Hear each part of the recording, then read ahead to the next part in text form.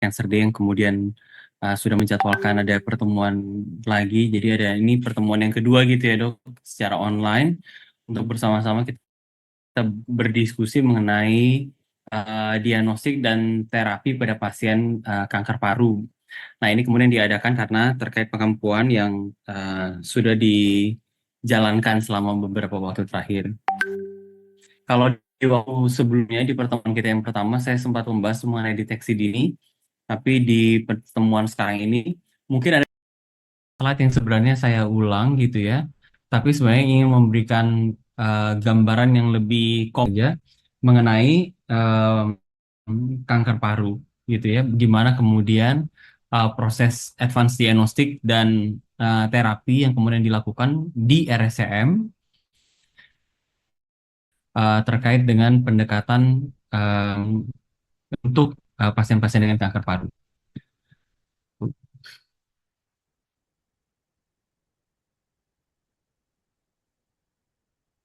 Bentar ya dokter, ini slide saya tiba-tiba diem lagi. Oke. Nggak bisa dong.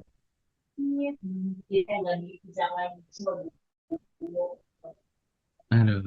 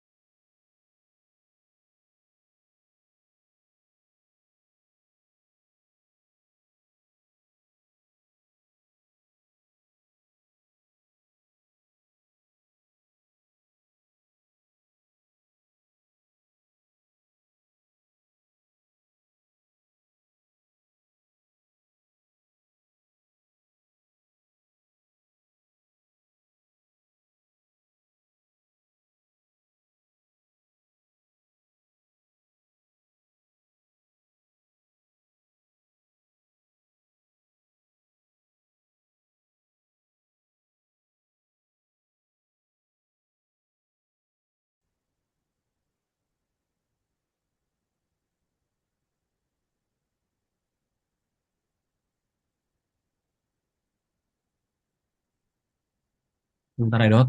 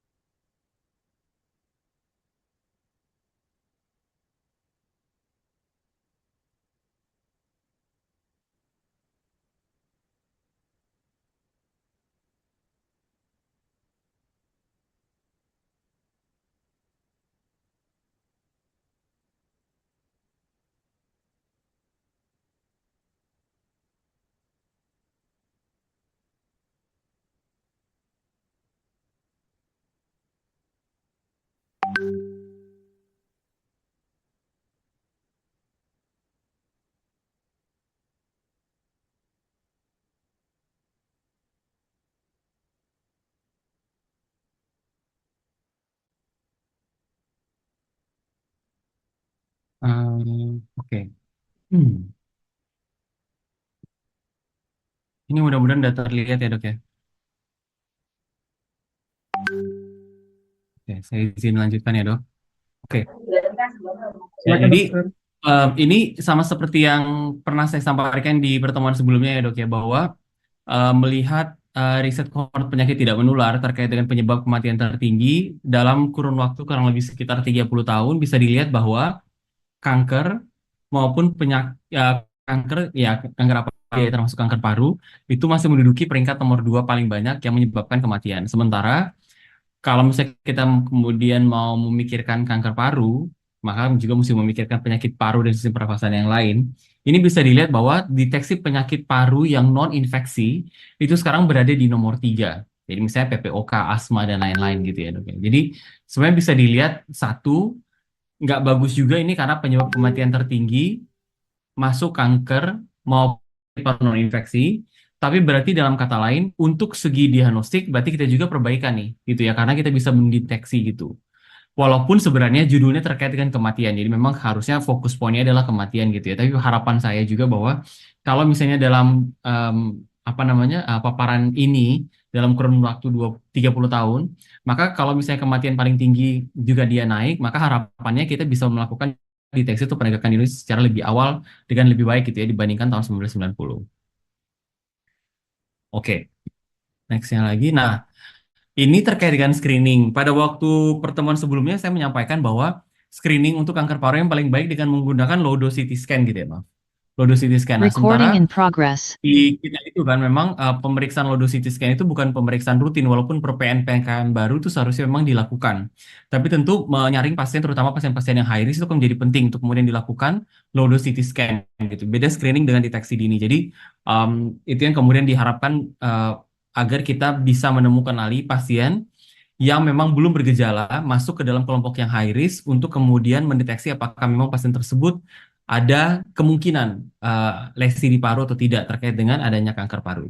Nah, sekali lagi yang paling banyak dilakukan di kita masih ronsen dada. Dengan demikian, maka prevalensi pasien-pasien yang kemudian masuk ke dalam kondisi yang lebih advance terkait dengan kanker mungkin akan lebih banyak karena memang jenis screening atau penapisnya itu masih menggunakan foto ronsen yang memang sangat subjektif dan masih banyak confounding yang kemudian dapat menurunkan gitu ya sensitivitas dari pemeriksaan tersebut. Oke, next. Nah, ini untuk Advanced Intervention Center itu selain di RSCM, ada kita juga tahu ada di Persahabatan. RSCM dapat international recognition yang pertama tahun 2022 November.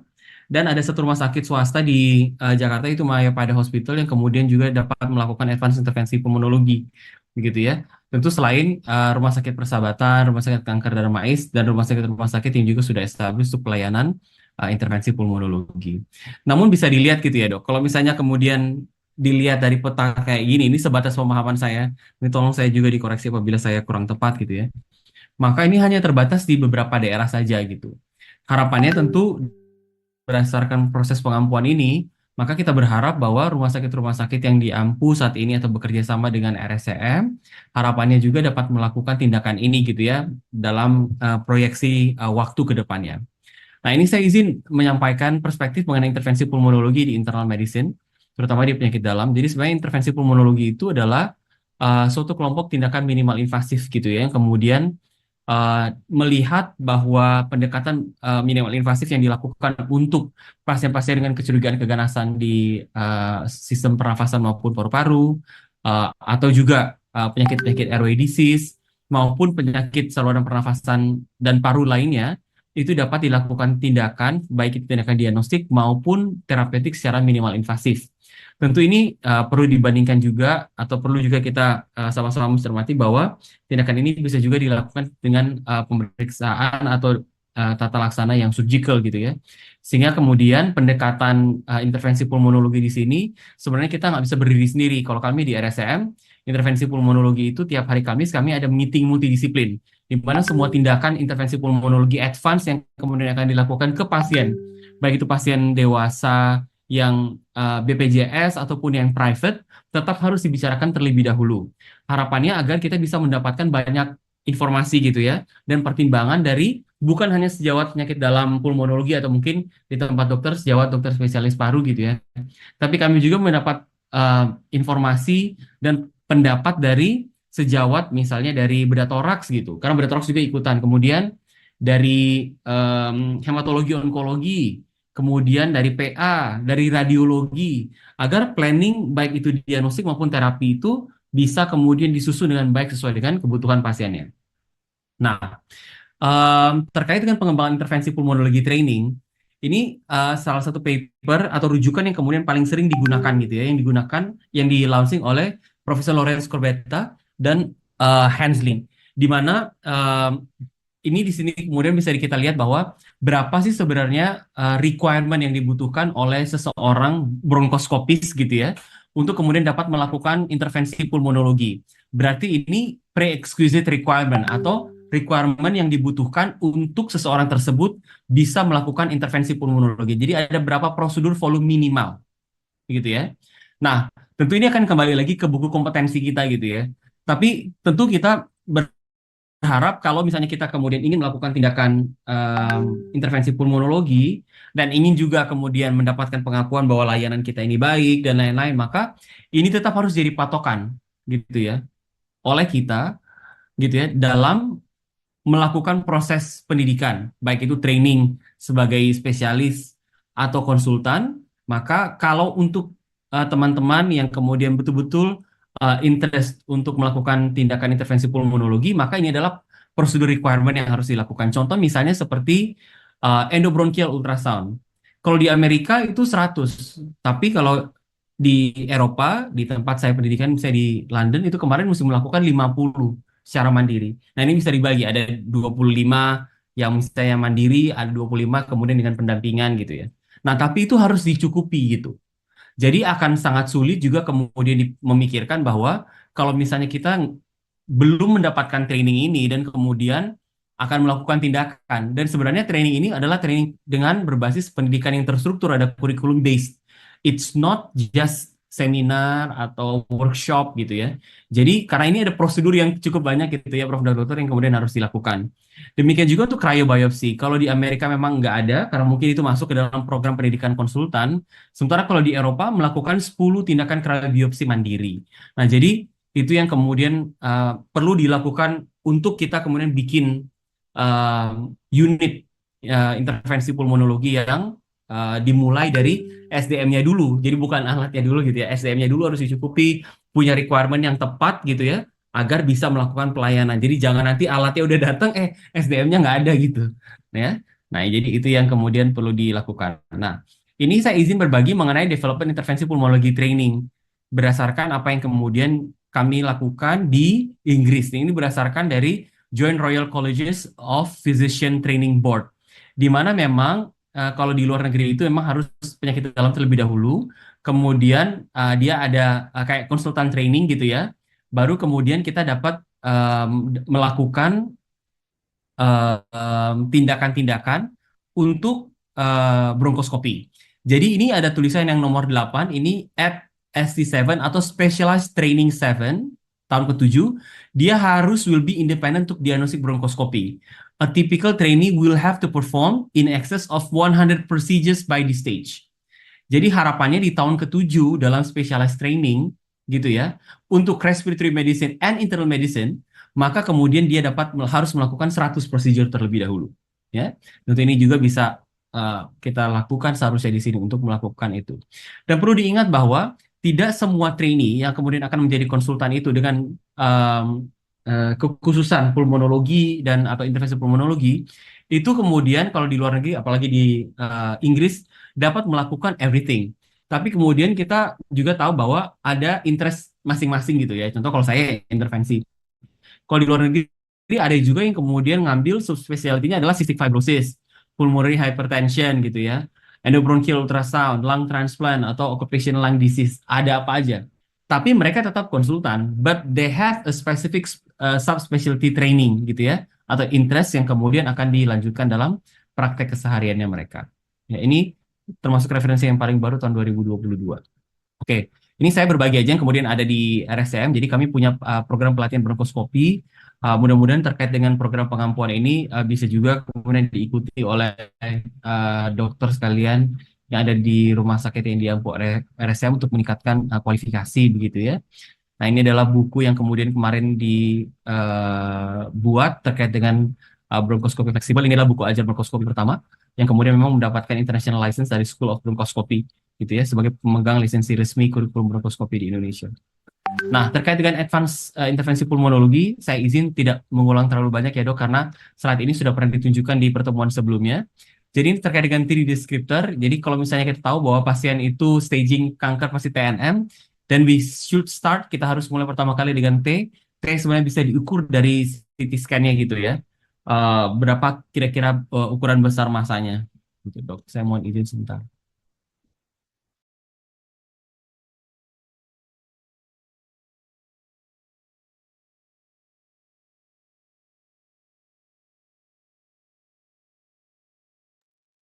Oke.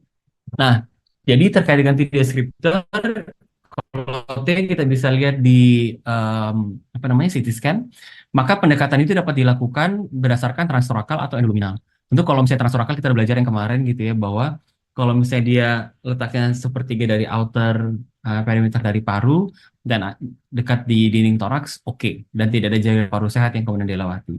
Tapi kalau misalnya dia sentral, maka pendekatan endobronkial atau masuk melalui bronkoskopi, mengambil spesimen dengan menggunakan forceps, brasi, dan lain-lain tentu terjadi pilihan. Nah, next terkait dengan yang central lesion, tentu kalau yang central lesion yang udah ada infiltrasi endoluminalnya seperti ini akan lebih mudah gitu ya dok untuk kemudian dilakukan tindakan baik itu brushing atau biopsi. Nah, kalau misalnya saya boleh menyarankan sebenarnya kalau ada kayak gini enaknya kita brushing biopsi terlebih dahulu gitu ya dok, karena kalau kita brushing terlebih dahulu kadang-kadang malah selnya jadi reaktif begitu. Jadi agak sulit nanti dibaca oleh teman-teman dari patologi anatomi. Dan kalau kita biopsi terlebih dahulu, satu perdarahan pasti masih belum ada, harapannya begitu. Jadi yang didapatkan itu adalah jaringan, tidak kecampur dengan darah yang terlalu banyak gitu. Nah, tentu kita harus juga memahami bahwa kecukupan mengambil jaringan ini akan menjadi penting dalam penegakan diagnosis. Jadi jangan ngambil jaringan cuma satu atau dua gitu ya dok, karena kadang-kadang kalau sama dokter patologi anatomi akan dipotong, dilihat nanti malah jadi susah kalau misalnya jumlah jaringannya itu terlalu sedikit atau terlalu kecil, gitu ya. Nah, ini saya tidak mengulang, minggu lalu sudah. Ini juga sedikit saja saya ulang terkait dengan yang perifer. Pertama, melihat pemeriksaan CT scan, duduk bersama-sama itu menjadi penting gitu ya dok. Untuk kemudian memastikan bahwa masa paru perifer yang kemudian memang secara akses melalui bronkoskopi itu kadang-kadang terlalu jauh gitu ya dok. Maka ada beberapa faktor determinan seperti berapa ukuran massa tumor, harapannya harus lebih dari 2 cm, dan kemudian ada open bronchus sign. Jadi saya berharap kita juga bisa meluangkan waktu yang lebih banyak gitu ya dok, untuk kemudian melihat CT scan-nya sebelum melakukan tindakan agar kita dapat membuat bronkoplan. Nah, kalau di RSM, saya berharap memang kita selalu harus punya bronkoplan terlebih dahulu sebelum kita melakukan bronkoskopi gitu, agar kita tahu apa yang mau dituju. Dan juga ketika kita bikin bronkoplan, kalau bisa langsung dibikin tuh formulir permintaan. Jadi terstruktur dok, kita mau masuk mau ngapain dulu nih? Oh, kita mau ngambil masanya dulu, kemudian setelah itu kita mau masuk, misalnya masanya paru kanan, kemudian kita lihat ke paru kirinya kayak apa, baru kemudian mau di staging IBAS gitu ya. Jadi ada apa ya?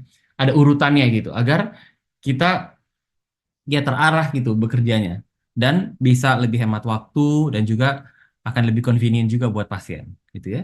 Nah, jadi ada dua determinasi faktor yang kemudian ada pada perifer lung lesion, yaitu ukuran tumornya harus lebih dari 2 cm dan ada open bronchus sign. Kalau tidak ada keduanya, maka sensitivitas pemeriksaan IBAS radial menjadi lebih rendah.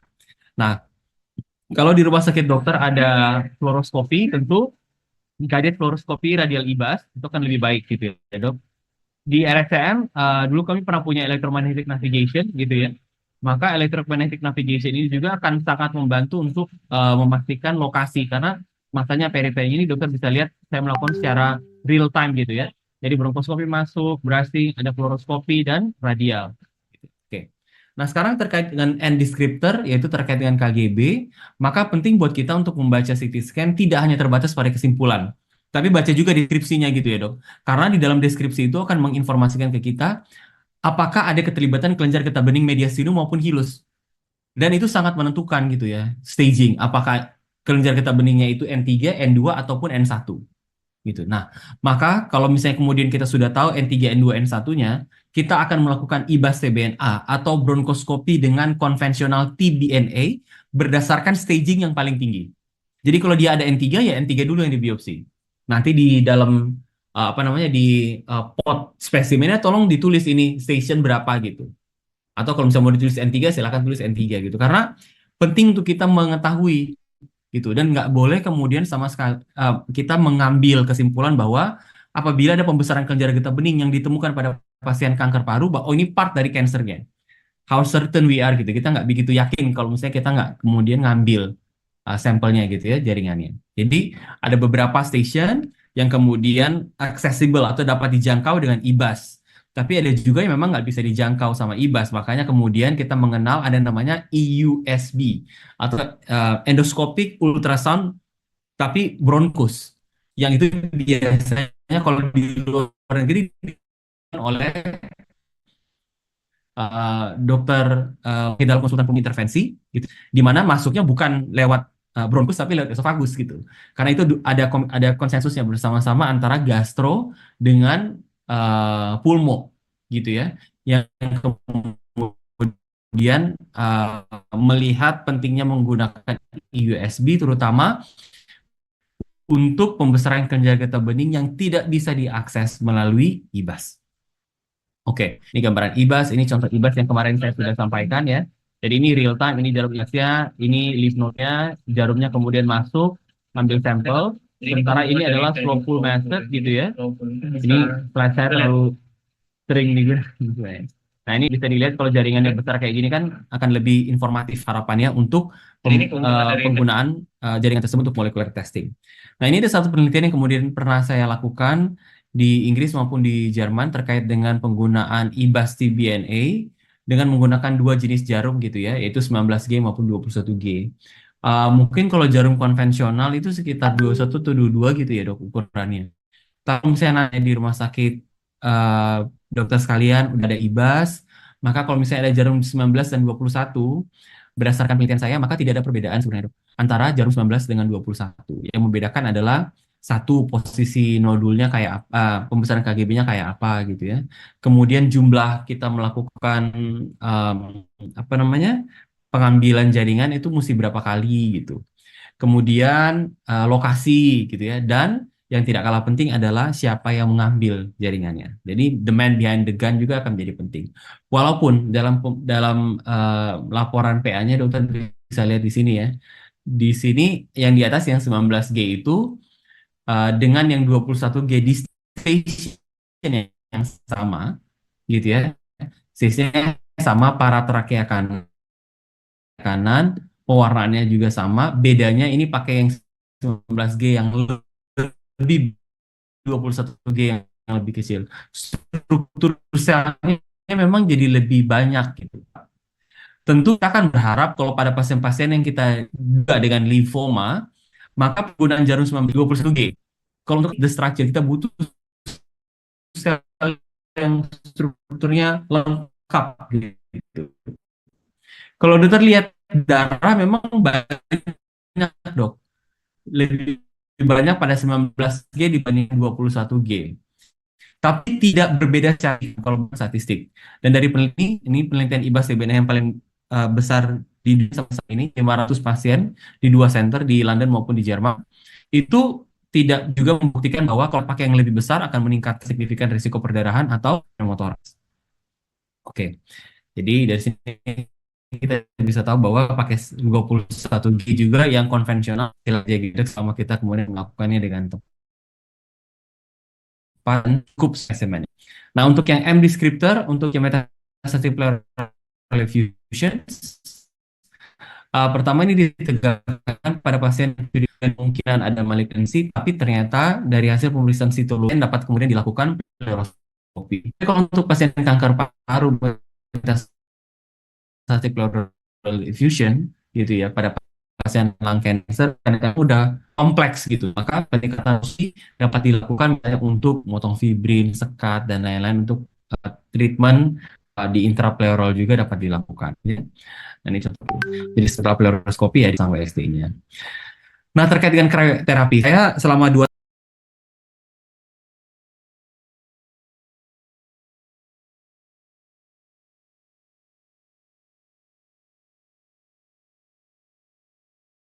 Recording in progress. baiknya juga memang diikuti dengan hasil pemeriksaan yang juga konklusif gitu ya, walaupun tidak sepenuhnya tergantung dari kita gitu ya dok, yang ngambil jaringan, tapi juga oleh sejawat yang lain, tapi dalam kata lain kita dapatkan tanda diagnostik yang lebih baik dibandingkan sebelum-sebelum, baik juga buat kita untuk menemukan pasien sebanyak mungkin gitu agar dapat diberikan terapi. Nah, terkait dengan cryobiopsi dan krioterapi, terkait dengan basic principles-nya kita juga udah tahu ya bahwa itu ada karbon yang kemudian dialirkan, tujuannya untuk kemudian mengambil jaringan yang lebih besar. Selain itu dapat juga mengambil corpus alienum dan dapat juga melakukan divitisasi pada misalnya ada ingrowth distant atau pada tata laksana konservatif kreatif pada pasien didinginkan dengan cycle lebih lama itu 15 sampai 20 second untuk menghambat pertumbuhan dari jaring tumor yang masuk ke bronki. Untuk krioterapi ini penggunaannya adalah single use gitu ya dok, bukan reuse. Nah ini dapat dilakukan sekali lagi juga untuk devitalisasi pada pasien-pasien kanker paru yang paliatif gitu ya. Nah ini prosedurnya, saya nggak tahu lama. Nah, yang paling penting adalah ketika kita mau melakukan krioterapi, kita juga mesti pastikan bahwa yang kita kritio itu mesti punya kontak surface yang water based gitu ya, atau yang moist, yang lembab, dia itu kering malah karena yang analoginya kan tak kayak tadi gitu ya. Jadi ada lidah sama ada permukaan yang dingin, kalau ujung lidahnya didekatkan maka akan nempel. Jadi mesti air sehingga kita dapat memastikan kontaknya juga itu bagus gitu dong. Ya, nah itu yang kemudian mesti dipastikan. Nah ini ada beberapa ukuran yang kemudian ada gitu ya terkait dengan single use cryoprobe gitu. Yang untuk perifer kita pakai yang 1,1, sementara kalau yang sentral kita pakai 1,7 atau 2,4 yang lebih besar. Tapi 1,7 I think it's good enough gitu ya. Kalau yang 1,1 itu udah pakai oversheath. Jadi ada sheath yang kemudian dimasukkan jadi kita nggak bolak-balik keluar masuk gitu ya. Untuk yang 1,1. Nah, ini terkait dengan pendekatan cryobiopsy berdasarkan systematic review dan meta-analysis tahun 2022, di sini bisa dilihat gitu ya bahwa untuk tumor memang dia lebih superior cryobiopsy gitu ya dibandingkan dengan biopsi biasa gitu ya. Larger spesimen dengan mean diameternya itu juga akan lebih tinggi, lebih besar maksudnya ukurannya ya dibandingkan dengan yang biasa. Sementara untuk bleeding risk nggak ada significant difference dari bleeding risk pada pasien-pasien yang dilakukan cryobiopsy. Jadi sebenarnya cukup aman gitu ya. Oke, ini saya akan lewatkan. Nah, terkait dengan specimen size, tentu kalau misalnya kita lihat yang favor cryobiopsy ini lebih banyak dibandingkan yang forceps gitu ya. Diagnostic yield juga kemudian akan lebih tinggi pada yang kemudian dilakukan cryo. Sementara untuk crush artifact itu, maksudnya yang jaringan kecil-kecilnya itu akan lebih banyak pada forceps dan ini memang udah kita ketahui gitu ya. Demikian juga untuk apa namanya diagnostic yield karena tentu specimen size dan kurangnya crush artifact akan meningkatkan diagnostic yield. Walaupun memang ke depannya harapannya walaupun sekarang belum ada gitu ya dok di tempat dokter, tapi mudah-mudahan ke depannya di tempat rumah sakit yang diampu juga bisa semakin banyak atau punya alat cryobiopsi ini. Ya, oke. Saya izin lewatkan. Ini contoh yang kemudian dilakukan kemarin ya dok. Ini sepertinya udah pernah saya sampaikan juga di pertemuan sebelumnya. Gitu ya dok. Jadi ini cryobiopsi dilakukan pada masa endoluminal. Jadi dokter tadi bisa lihat kalau tadi saya bilang larger specimen size, nanti ketika selesai diaktifasi gitu ya, kemudian dikeluarkan, maka dokter bisa lihat bahwa jaringannya memang lebih besar dibandingkan yang lain gitu ya. Maksudnya dengan forceps biasa, gitu. Bisa lihat itu cryo diaktifkan, nah jaringannya sebesar itu dok. Ya, jadi itu yang kita kemudian harapkan, lihat bleedingnya juga lumayan terkontrol. Oke. Ini adalah publikasi yang kemudian pernah saya lakukan terkait dengan penggunaan cryo dan APC. Tahun 2015 ini publikasi kedua di dunia tentang penggunaan um, kombinasi cryo dan APC untuk giant blood removal. Jadi ini salah satu fungsi cryo yang kedua. Kalau tadi kita biopsi, kita bisa sekarang mengenai corpus alienum atau cryo ekstraksi. Jadi melakukan uh, kontrol perdarahan dan mengambil corpus alienum, yaitu giant blood clot yang ada di dalam trakea, gitu ya. Jadi ini cryonya masuk, kemudian diaktifasi, kemudian dikeluarkan korpus aliumnya dapatnya segini. Pasien ini pada waktu itu perdarahan dan nggak bisa dilakukan intubasi. Jadi memang penting juga saya yakin di tempatnya dokter sekalian mudah-mudahan bisa nanti punya cryo gitu ya. Karena tindakan emergency seperti ini ya ada juga gitu.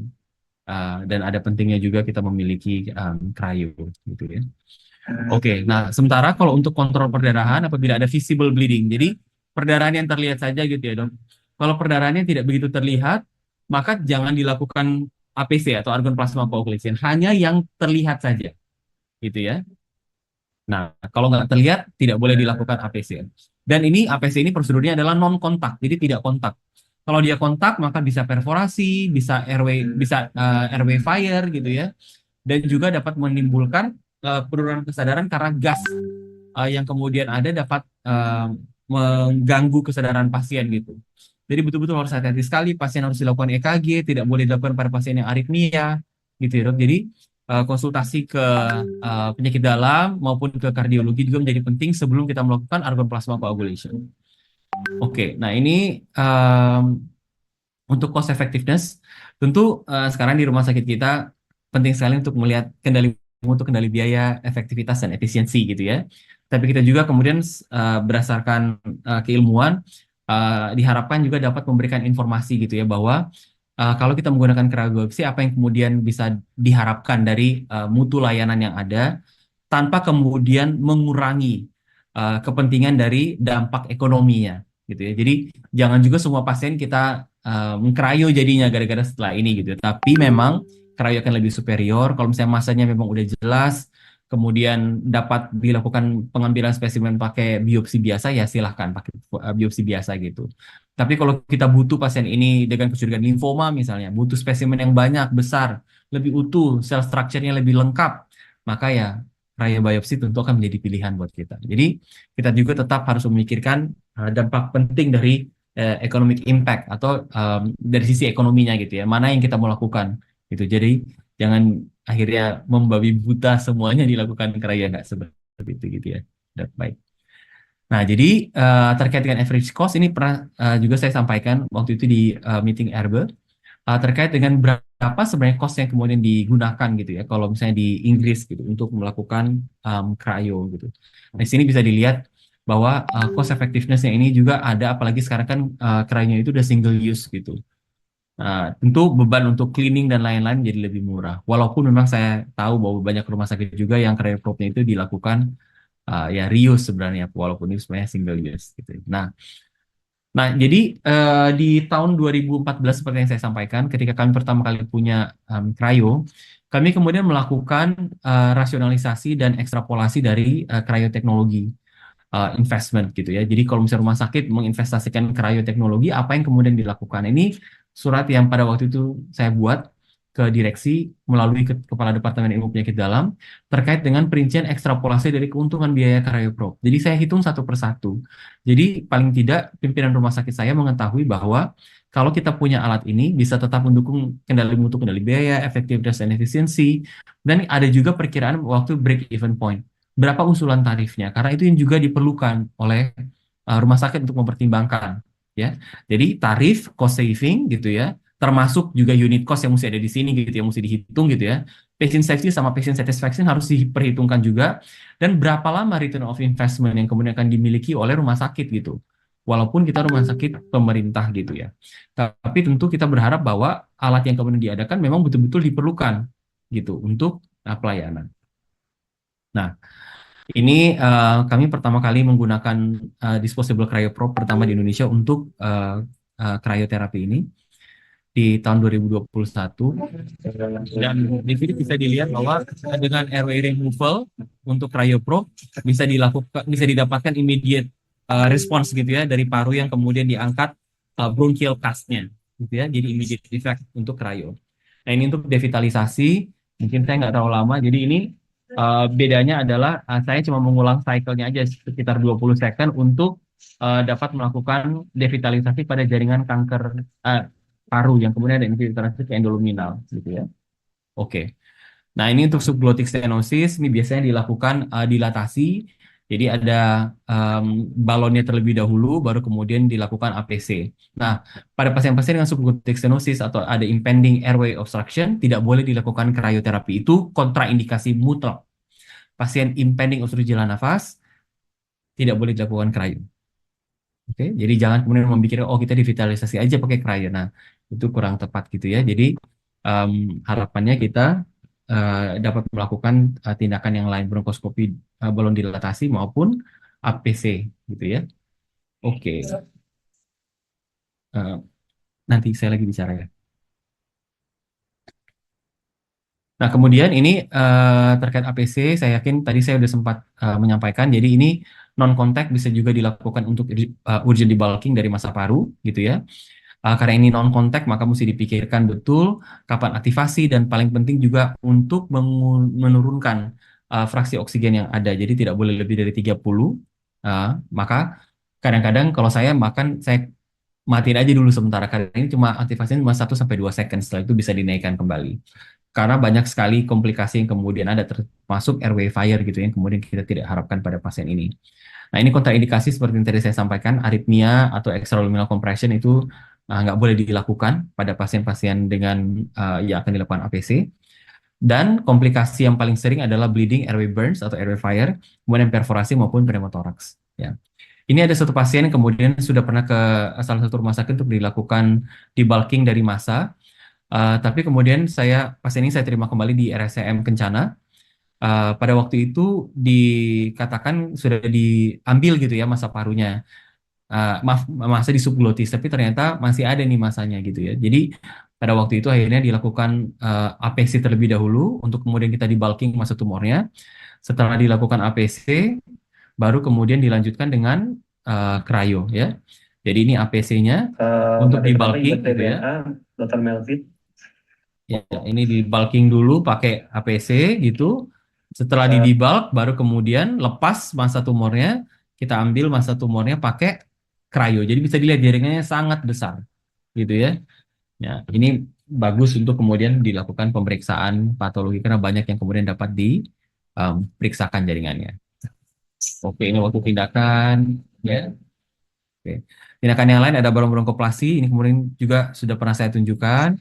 Ini untuk stenosis saja gitu ya, jadi bukan untuk malignan. Sementara yang di tengah ini adalah untuk hot treatment untuk polip ya. Kita melakukan polip dengan snare polipektomi gitu ya. Jadi hanya di apa ya lingkupi saja bagian polipnya itu, kemudian dengan hot treatment electrocautery snare, maka kita kemudian bisa mengeluarkan polipnya ini untuk kemudian diperiksakan. Ya, sekali lagi kalau ini balon, ini snare, dan ini rigid bronchoskopi untuk airway stenting. Oke. Baik, Prof dan Dokter sekalian, jadi ada beberapa poin penting yang tadi disampaikan. Selain kemudian kita eh, punya alat gitu ya, tapi bisa dilihat di sini bahwa untuk mendapatkan pengakuan sebagai National Reference Center butuh tim yang solid begitu. Di mana kualifikasi dari tim yang ada di tempat kami dan juga yang kami harapkan nanti ada di tempat dokter sekalian di rumah sakit yang diampu diharapkan dapat memajukan bersama-sama layanan intervensi pulmonologi gitu ya. Jadi nggak cukup di mesinnya saja, tapi kita juga butuh SDM, butuh training gitu ya, yang cukup untuk memajukan layanan ini. Baik, mungkin saya sampai di sini saja Dr. Ray dan saya sangat terbuka untuk diskusi selanjutnya. Terima kasih. Baik, terima kasih untuk materi yang sudah diberikan dari Dr. Arif. Saya persilakan kepada guru besar, dan sejawat, dokter sekalian, jika ingin bertanya atau membagi pengalaman terkait dengan pelayanan secara umum untuk lung cancer, dipersilakan dok. Untuk saat ini memang saya belum melihat adanya pertanyaan di Q&A.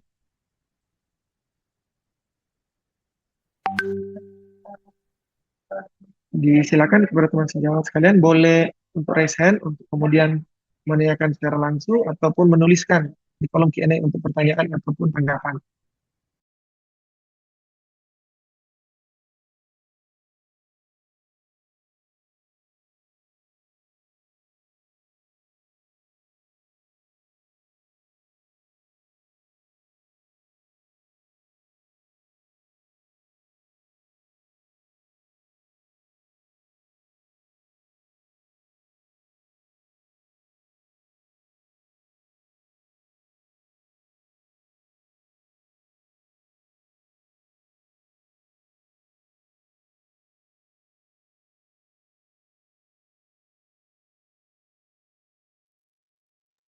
Disilakan kepada Dokter Ira untuk memberikan tanggapan atau silakan untuk bertanya juga.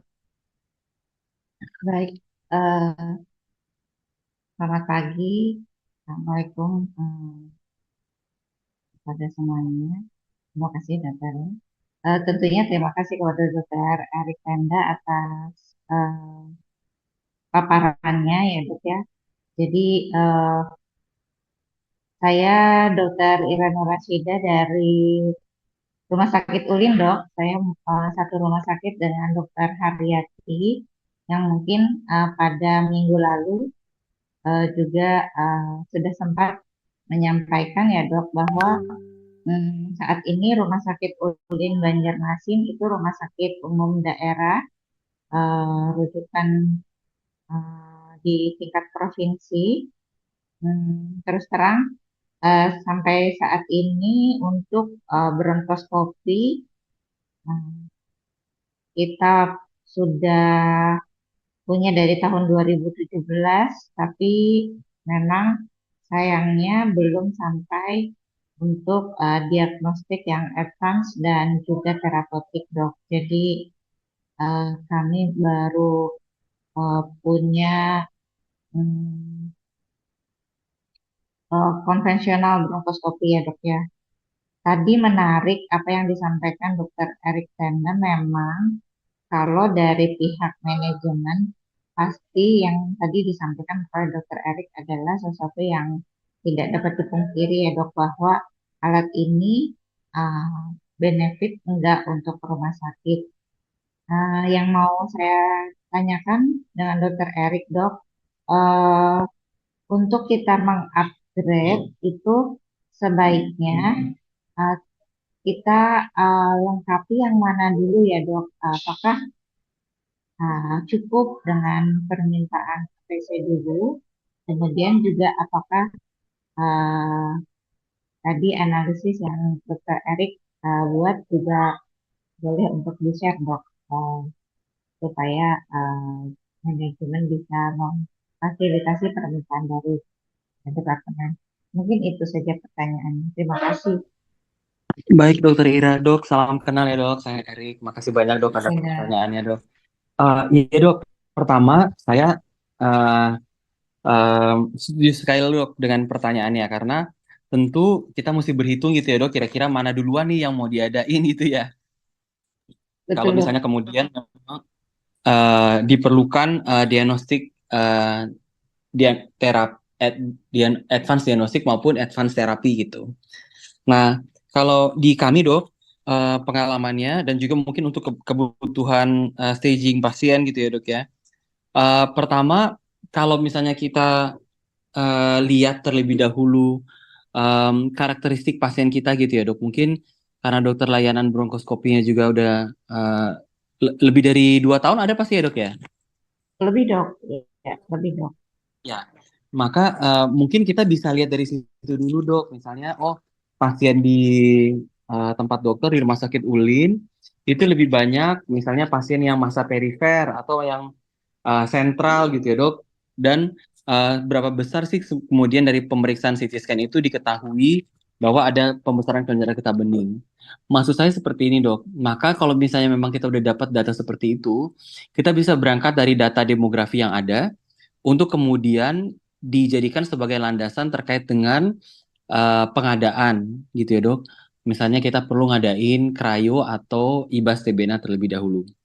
Kalau saya sih Dok, karena memang kebutuhan staging itu N itu menjadi penting, dan Ya. pada pasien-pasien yang kanker paru itu pembesaran kelenjar getah bening baik mediastinum maupun hilus sepertinya ada, dan juga konsiderasi kita terkait dengan tingginya infeksi tuberkulosis yang masih ada di Indonesia, maka kan kita mesti berhitung nih Dok, bahwa pembesaran kelenjar getah bening itu memang betul bagian dari kanker parunya agar juga bisa dapat melengkapi staging atau malah justru infeksi. Maka kalau misalnya memang seperti itu, IBAS TBNA mungkin akan lebih uh, tinggi gitu ya Dok, Diprioritaskan. prioritasnya untuk dimiliki terlebih dahulu, betul Dok. Karena bisa digunakan untuk melengkapi staging. Kemudian kalau misalnya dokter misalnya bilang, oh ini cukup pede nih pakai konvensional TBNA gitu ya Dok ya. TBNA yang konvensional tanpa IBAS, dan hasilnya juga misalnya dokter lihat diagnostic performance tempat dokter bagus, dan malah justru di sana lebih banyak masa yang sentral, besar, udah berdarah, maka penggunaan krayo APC akan menjadi penting. Nah, jadi menurut saya kalau bisa sih Dok, kita kembali lagi ke data demografi dokter gitu. Kira-kira profil pasien yang dilakukan bronkoskopi selama beberapa tahun terakhir ini sejak layanan ada tuh seperti apa? dan menggunakan justifikasi itu sebagai landasan untuk proses pengadaan alat mana nih yang diperlukan oleh kita. Apakah kita masih memang butuh IBAS TBNA karena memang konvensional TBNA juga misalnya tidak dilakukan atau tidak begitu baik hasilnya, maka ya IBAS TBNA. Atau kita butuh cryo karena memang banyak kasus misalnya ada yang lupus aleinum seperti tadi, atau ada masa endobronkial yang butuh spesimen yang lebih besar, gitu ya dok ya. Jadi itu pertimbangan dari saya. Kalau untuk balon bronkoplasti sebenarnya kan bisa dilakukan seperti pengadaan BMHP gitu ya dok. Cuma memang sekarang ini kan kita lagi ini baru ngomongin langsung masuk notifikasi dari nomenklatur tarif. Ya, di rumah sakit vertikal sekarang lagi dibikin nih dok nomenklatur tarifnya. Jadi harapannya dari nomenklatur tarif ini mudah-mudahan tindakan-tindakan yang tadinya belum di cover bisa di cover gitu ya dok. Nah jadi nggak perlu pengadaan yang terlalu rumit untuk kemudian dilakukan selain yang IBAS dan cryo tadi karena itu alat baru gitu ya dok ya. Kalau balon kan itu kayak BMHP. Nah, kemudian yang berikutnya dok terkait dengan ekstrapolasi tadi, nanti saya share slide saya yang tadi ya dok ke panitia khususnya untuk yang ekstrapolasi itu untuk kemudian mudah-mudahan bisa membantu dok. Walaupun mungkin udah nggak current ya dok karena udah sekitar 10 tahun Iya, yang iya. lalu gitu. Ya, tapi mudah-mudahan bisa jadi gambaran dok untuk berhitung ya dok. Ya dok, makasih dokter. Mudah-mudahan menjawab Boleh ya dok. tanya ya dok, Dokter Erik, Iya ya, kalau MS TBNA itu kan juga nggak iya. murah ya dok gitu. Itu Nggak apa dok, maaf dok. tidak murah kan dok alatnya. Oh iya ya, Yang betul maksudnya betul yang dok. dipakai per pasiennya dok. Betul, karena needle-nya yang mahal ya dok. Needle-nya itu 8 jutaan dok. Betul, Betul dokter, iya betul. Oh dok. memang kelemahannya itu ya dok ya untuk MS TBNA. Betul dok, jadi needle-nya itu masih sekitar 8 jutaan. Itu kalau nggak salah udah yang paling murah gitu ya. Kadang-kadang juga needle-nya suka kosong, apalagi dari beberapa vendor itu mereka masih belum selesai dengan proses registrasi. Jadi itu yang kemudian apa ya, bikin tindakannya jadi costly gitu ya dok, jadi agak mahal gitu. Nah kalau di RSM sendiri untuk IBAS TBNA karena ya memang kami rujukan, jadi mesti ada asesis dari komite medik dan direktur medik dok untuk melakukan tindakan tersebut. Tapi so far sih sepanjang ini selama kami bisa memberikan justifikasi yang tepat, ya tetap disupport untuk tindakannya. Jadi masih bisa tetap dilakukan. Cuma setuju dok, memang jarumnya ini yang bikin mahal dok. Iya kayaknya kalau maksudnya tadi dengan eh, prioritas tadi ya dok dokter gambarkan Iya dokter. Iya Cryo dok. dan MS TBNA untuk biaya eh, jarum itu eh, kalau pada APV dan Cryo kan tidak ya dok tidak ada jadi sebesar itu ya dok ya. Kalau cryo mungkin sedikit lebih murah gitu. Nah jadi Mungkin ke apa ya ya? walaupun dibalik dengan data ya dok Walaupun pasti walaupun kebutuhannya beda gitu ya dok ya. iya Kalau iya cryo dok kan, iya oh, ngerti oh, ya dok. untuk Sebenarnya sih kacamata tadi kalau sekarang ya dok ya. Kalau sekarang itu bisa juga melakukan IBAS TBNA tapi IBASnya pakai TBNLC. Jadi pakai scope endobronchial ultrasound kemudian dilakukan transbronchial needle cryobiopsy. Jadi yang dibikin ya dok dari track needle-nya si ya IBAS dimasukkan cryo yang 1,1 dok. ya ya Gitu. Iya dok. itu yang udah advance nya untuk IBS dan DNA ya dok. Iya, itu advance-nya. Kalau di sini ya kita pakai needle track-nya itu untuk masuk si cryo dok. Begitu, yang 1,1. Nah, itu jaringannya lebih besar lagi dibandingkan TBNA dok. Cuma kan jadinya ke tagihnya dua ya dok ya. IBAS dan cryo gitu dok. Cryo iya iya. Oh, oh, oh. Iya dok. Baik.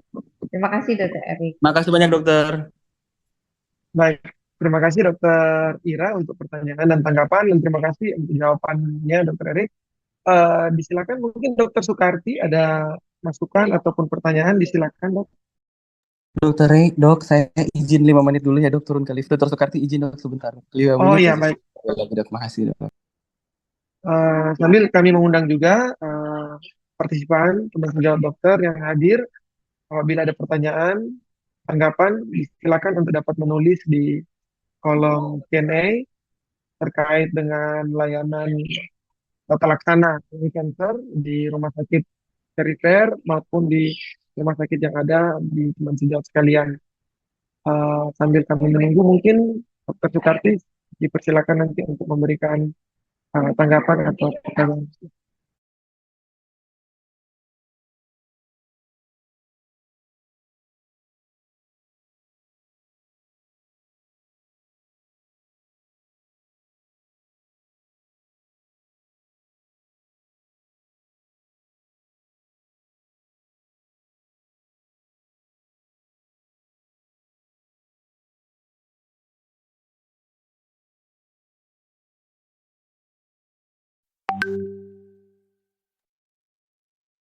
Silakan ada tanggapan mungkin dokter dokter yang hadir di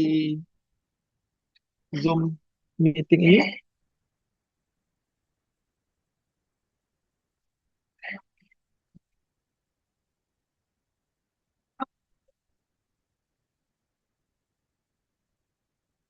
Kami mengundang mungkin ada dokter Hapsari, dokter Chandra yang ingin memberikan tanggapan, disilakan dok.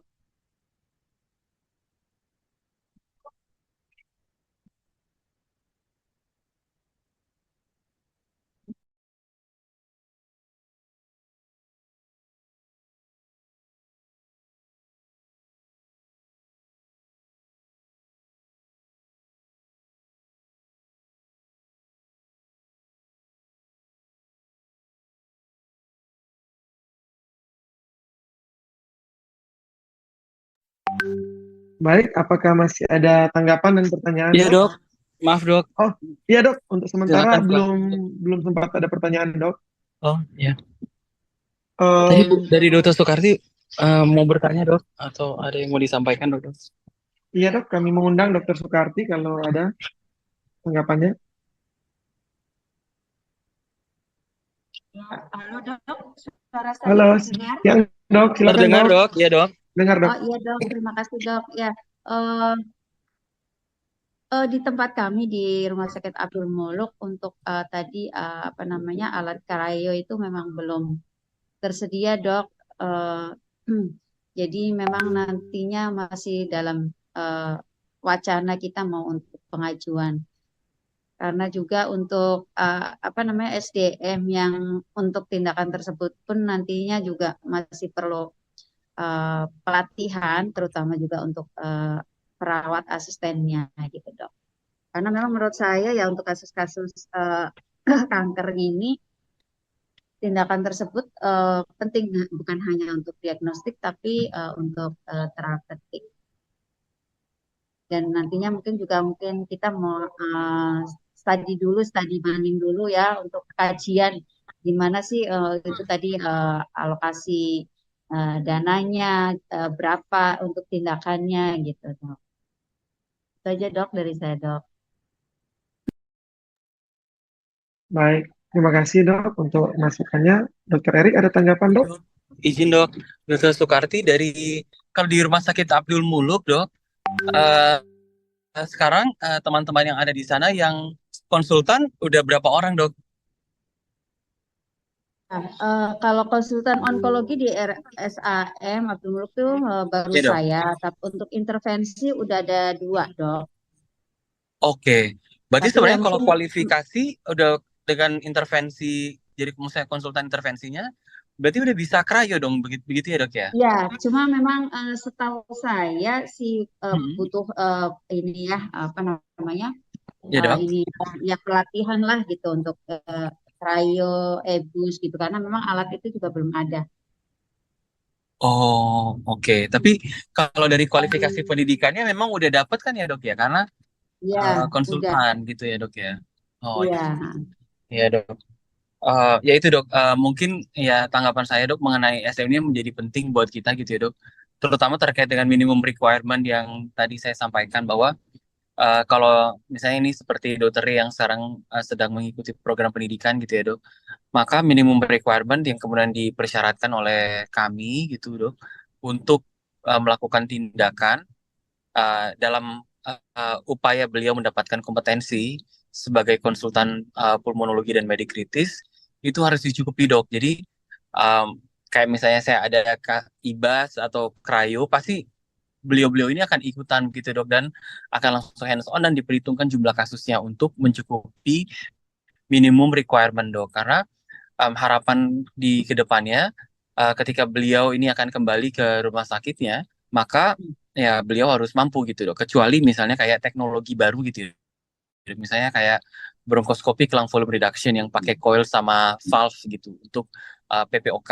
Nah itu karena memang teknologinya belum ada, walaupun saya sebagai staf pengajar dapat melakukan itu, maka mereka butuh tambahan gitu ya nanti ke depannya. Tapi kalau untuk yang basic seperti tadi disampaikan, ya tentu dimaksimalkan selama program pendidikan gitu dok. Jadi setuju dok dengan apa yang tadi disampaikan Dr. Soekarti. Apabila memang diperlukan untuk pelatihan ke depannya, ya mungkin nanti uh, bisa ke RSCM gitu ya dok, untuk kemudian berdasarkan pengampuan ini untuk kemudian dilihat waktunya dan Kalau ada benjolan hati-hati. Saya anak. ya dok. Maaf dok. Baik dok, makasih Ya, dokter ya dok. baik. Baik, terima kasih Dokter Erik untuk jawabannya. Dok, izin dok sekaligus melanjutkan ya dok dari Dokter Chandra. Apakah bisa diikutkan pelatihan terlebih dahulu dengan perawatnya juga dok? Nah, mungkin Dokter Erik boleh memberikan tanggapan dok. Boleh banget dokter Chandra. Jadi kami berharap juga kalau misalnya dari rumah sakit yang saat ini dengan pengampuan RSCM dapat mengajukan program pelatihan bronkoskopi. Program pelatihan bronkoskopi yang sudah ada di RSM dari tahun 2015 itu memang memberikan paket dok. Jadi bukan hanya dokter saja, tapi kami juga berharap tim keperawatan juga bisa ikut dalam program tersebut. Jadi ketika kembali, dua-duanya mahir gitu dok. Dokternya mahir, perawatnya juga mahir dok. Jadi nanti mungkin bisa melalui panitia World Cancer Day ini, nanti di mungkin buatkan surat atau email gitu ya dok, untuk pelatihan bronkoskopi ini, dan nanti akan kami fasilitasi di RSM. Makasih dokter Chandra. Baik, terima kasih Dokter Erik. Semoga bisa menjawab pertanyaan dari Dokter Chandra terkait dengan pelatihan untuk perawatan juga. Kami persilakan satu pertanyaan terakhir jika masih ada dok dari teman sejawat dokter, profesor sekalian, kalau ada. Baik, jika tidak ada, ini sudah menunjukkan pukul 11.13. Saya izin untuk menutup webinar dalam rangka World Cancer Day ini terkait dengan lung cancer. Saya ucapkan banyak terima kasih kepada panitia tentunya. Saya ucapkan banyak terima kasih juga kepada narasumber, Dr. Erik Daniel Tenda, DIC PhD, spesialis penyakit dalam konsultan pulmonologi dan medik kritis, yang sudah memberikan materi insight bagi kita di pagi siang hari ini. Saya ucapkan banyak terima kasih juga kepada seluruh peserta, terutama yang sudah memberikan tanggapan dan pertanyaan, Dr. Ira, Dr. Soekarti, Dr. Chandra. Terima kasih, semoga webinar ini dapat bermanfaat, berguna bagi pelayanan lung cancer di center atau di pusat kesehatan yang kita miliki. Nah, mungkin itu saja dulu. Saya izin tutup. Assalamualaikum warahmatullahi wabarakatuh. Selamat siang, selamat beraktivitas bagi kita. Terima kasih banyak dokter panitia. Makasih dokter. Makasih dok. Izin live dok.